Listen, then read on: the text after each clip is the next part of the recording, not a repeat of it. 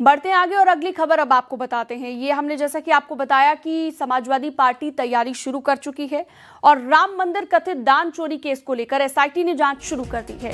SIT की team आज भी करेगी पूछताछ। मंदिर ट्रस्ट के सदस्य अनिल मिश्रा को एसआईटी ने किया है तलब।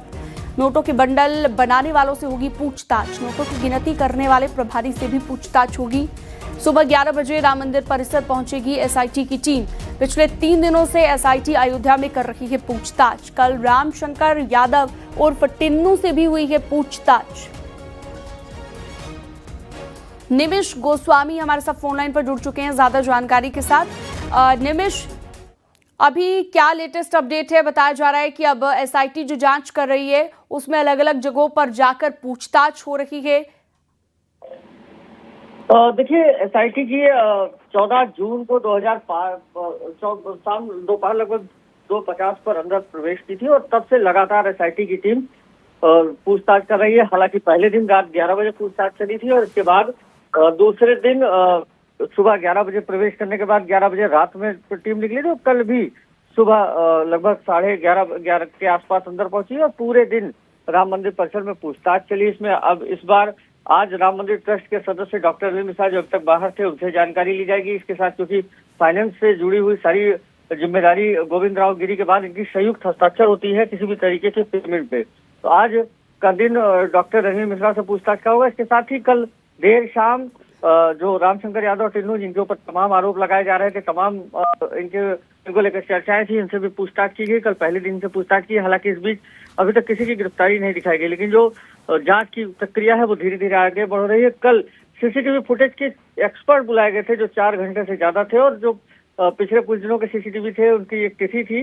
हालांकि गोपनीय रखा गया और इसको अभी तक सार्वजनिक नहीं किया गया है, लेकिन कुछ स्पेशल टाइम और स्पेशल डेट के सीसीटीवी फुटेज निकाले गए हैं। इसके साथ ही जो बैंक और राम मंदिर ट्रस्ट की जो बैंक में दान पात्र के पैसों की जमा करने की प्रक्रिया है, जिन लोगों पर जिम्मेदारी है या जिनको जिम्मेदारी दी गई थी, जो उसके प्रभारी हैं, जिन्होंने नियुक्ति की थी, उन सभी लोगों से आज पूछताछ होगी। बैंक और राम मंदिर ट्रस्ट की तरफ से जो लेजर है वो मिलान कराए जा रहे हैं प्रतिदिन। और बैंक के पास कितना पैसा जमा हुआ उसका क्या रिकॉर्ड है और राम मंदिर ट्रस्ट के पास कितना पैसा जमा हुआ क्या रिकॉर्ड है। इस तरीके से प्रतिदिन, प्रतिमाह और प्रतिवर्ष अलग अलग करके इसका मिलान कराया जा रहा है, उस पर एक रिपोर्ट बनाई जा रही है। और सबसे अहम, चूंकि दान पात्र राम मंदिर में लगभग 14 जगह पर गए हैं, जहां से यात्री सुविधा से शुरू करके और रामलला के गर्भगृह के बाहर तक। और इन सभी जगहों पर जहां पैसा जमा होता है, दान पात्र के साथ दान काउंटर भी खोले गए हैं, जहां पर बाकायदा रसीद के जरिए आप नगद भुगतान करते थे। इन सभी जगहों पर जांच की गई, इन सभी जगह के सीसीटीवी फुटेज खंगाले गए। जो लोग हैं उनकी एक एक आदमी को मॉनिटर करने के बाद उसकी पूरे एक्टिविटी रखी गई कि कब तक वो राम मंदिर में परिसर में है, कब वो उठा, कहाँ गया और गया तो उसकी गतिविधि क्या थी।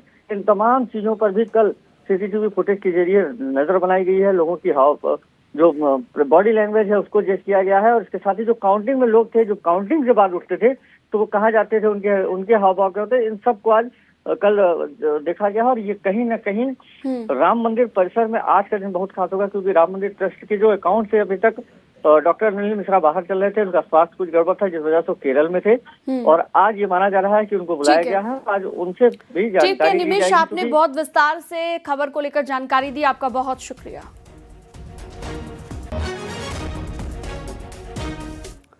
अयोध्या राम मंदिर दान का मामला लगातार गर्माता जा रहा है। 3 दिन से लगातार एसआईटी की टीम जांच में जुटी हुई है। कई लोगों से अब तक की जा चुकी है पूछताछ। बीजेपी का कहना है कि अगर गड़बड़ी पाई जाती है तो कार्रवाई होगी, लेकिन विपक्ष इस मुद्दे पर लगातार सरकार को घेर रहा है। एक बार फिर से अखिलेश यादव ने बीजेपी पर बड़ा आरोप लगाया और कहा बीजेपी के धर्म का मतलब धन है। अखिलेश के इस बयान के बाद एक बार फिर सियासत गर्मा गई है।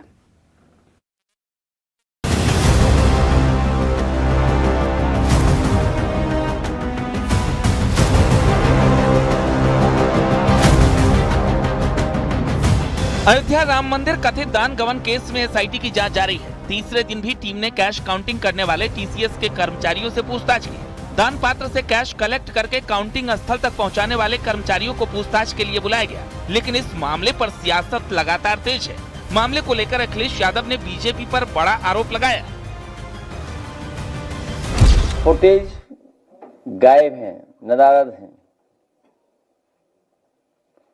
क्योंकि सीसीटीवी से सीसी का राज खुल जाता। सीसी का मतलब तो आप समझ ही गए हैं, चढ़ावा चोरी, चंदा चोरी। इसके बाद हम कुछ नहीं कह सकते। लेकिन अब जाकर के खुलासा हुआ है, और अब तो जैसा खुलासा हो रहा है वो तो आप ही जानिए।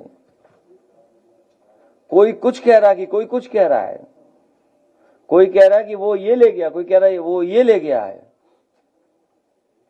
अब तो बातें सब बाहर आ गई हैं, कंडे तक में आ गई, कंडे में पैसे मिल रहे हैं। एक और जहां अखिलेश यादव बीजेपी पर सवाल उठा रहे हैं, वहीं बीजेपी का कहना है कि सनातन संस्कृति पर इस तरह बयान करके समाजवादी पार्टी तुष्टीकरण कर रही है। लेकिन मेरा सवाल विपक्षी दल खासकर समाजवादी पार्टी के मुखिया से है। बाबरी मस्जिद को बनाने के लिए जो चंदा एकत्र हुआ था, आपको पता है हुआ था कि नहीं? याद है आपको? वो पैसा कहाँ गया पूछ लीजिए।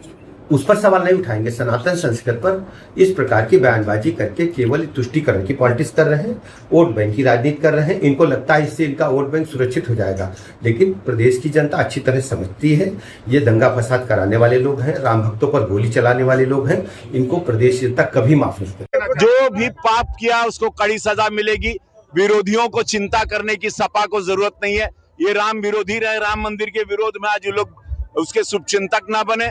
मोदी योगी जी की सरकार है, पूज्य महाराज जी जो भी पाप किया उसको सजा देंगे। इस प्रकार की घटनाएं दुखद है, लेकिन सरकार सजग है और माननीय मुख्यमंत्री जी ने एसआईटी गठित कर दी है और दूध का दूध पानी का पानी हो जाएगा। हम सबके सामने सारी स्थिति स्पष्ट हो जाएगी। दरअसल राम मंदिर दान मामले में 15 जून को दोपहर 2:50 पर एसआईटी की टीम राम मंदिर परिसर पहुंची थी। पहले दिन में 43 लोगों से पूछताछ हुई थी। दूसरे दिन बैंक कर्मचारियों समेत 32 लोगों से पूछताछ की गई और लगातार तीसरे दिन भी एसआईटी अपनी जांच में जुटी है। लेकिन इस मामले में सियासत थमने का नाम नहीं ले रही है। Bureau report, news 18।